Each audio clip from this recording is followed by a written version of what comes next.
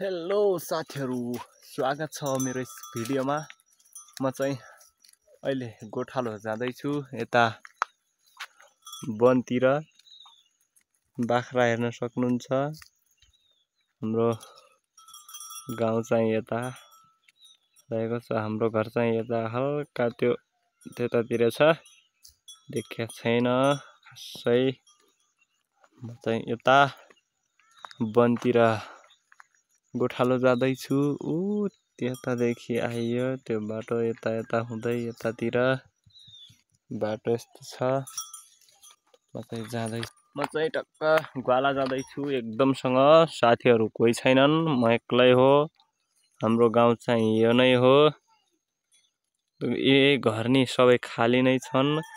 यहाँ कुनै घर मात्रै आजभोलि कुनै घरमा मात्रै आजभोलि मान्छे बस्ने गर्छन्। नत्र चाहिँ सबै मान्छे कतैतिर इन्डियातिर कतै गइसके। एउटा त्यो घरमा छ मान्छे, त्यो हरियो टिनमा, हरियो मतलब निलो टिनमा। अनि यहाँनिर अर्को घर छ, यसमा छन्। त्यहाँ पारी छन् त्यो सेतो टिनमा। अरू चाहिँ नि खाली गोठ, कुनै मान्छे नै बस्दैनन् आजभोलि गाउँतिर। सब कता गइसक्यो क्या, इन्डियातिर विदेशतिर। गाउँमा कोही केटाहरू नि छैन। टक्कै हाम्रो गाउँ चाहिँ यतातिर यही हो, हेर्न सक्नुहुन्छ। म चाहिँ गोठाला जाँदैछु एकदम पर। अहिले दह देखिन्छ।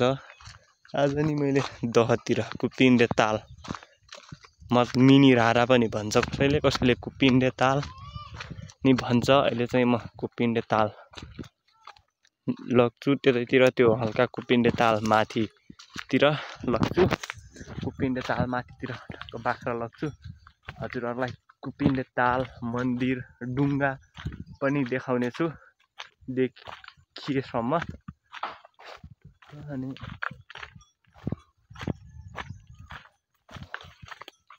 गाउँमा अहिले त केटाहरू नि कोही भेटिन्नन्। सब कतै इन्डिया, कोही विदेश। त्यही नि कोही हल्का चाहिँ आछन् भर्खर दसैँ तिहार मनाउन। सब अहिले कोही छैनन् टक्क केटाहरू नि। म यस्तो टक्क 2वटा भेडा 7वटा बाख्रा ल्याएर टक्क ग्वाला आउँछु गोठालो। हाम्रो गाउँ त यही हो, हेर्न सक्नुहुन्छ।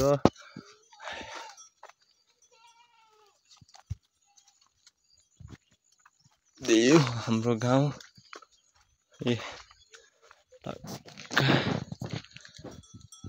त्यहाँदेखि यति टाढा घर छन्। अहिलेसम्म बिजुली बत्ती नि आएको छैन। दिनमा 30 रुपियाँको एमबी तानेर युट्युबमा भिडियो अपलोड गर्नुपर्छ, फेसबुकमा।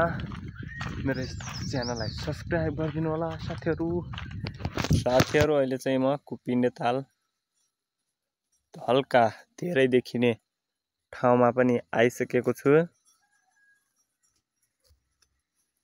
यता अनि हाम्रो म बाख्रा पछि लाग्नुपर्छ, नत्र भने तिनीहरू चाहिँ हरिन्छन्, कसैको खरपारीमा पुग्छन्। त्यसैले यता तलतिर अझै हल्का पर गएपछि त्यहाँ एउटा डुङ्गा चल्दै थियो अघि भर्खर। कतातिर छ अहिले म देखाइदिनेछु। अनि मन्दिर नि छ, देखाउने छु।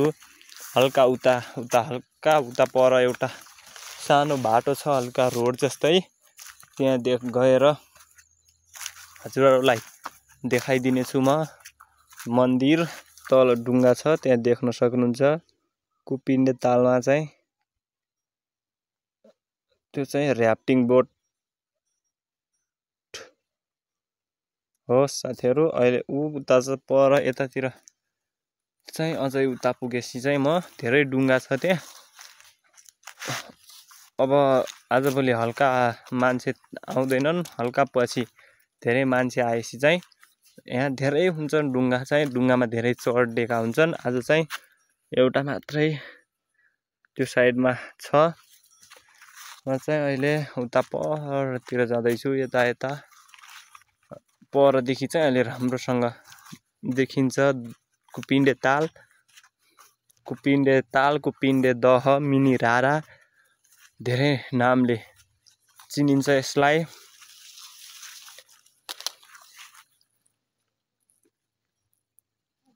कुपिन्डे ताल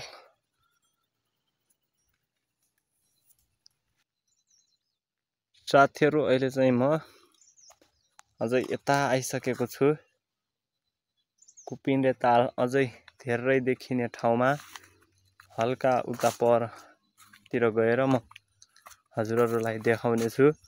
कृपया भिडियो अन्तिमसम्म हेरेर साथ दिनुहोला।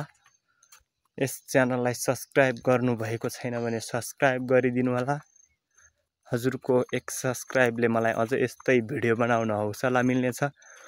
हेर्न सक्नुहुन्छ कुपिन्डे ताल जान्छन्। त्यहाँ चाहिँ हेर्न सक्नुहुन्छ डुङ्गा, त्यो चाहिँ ऱ्याफ्टिङ रबर्टको भनौँ। हेर्न सक्नुहुन्छ कुपिन्डे तालको मन्दिर।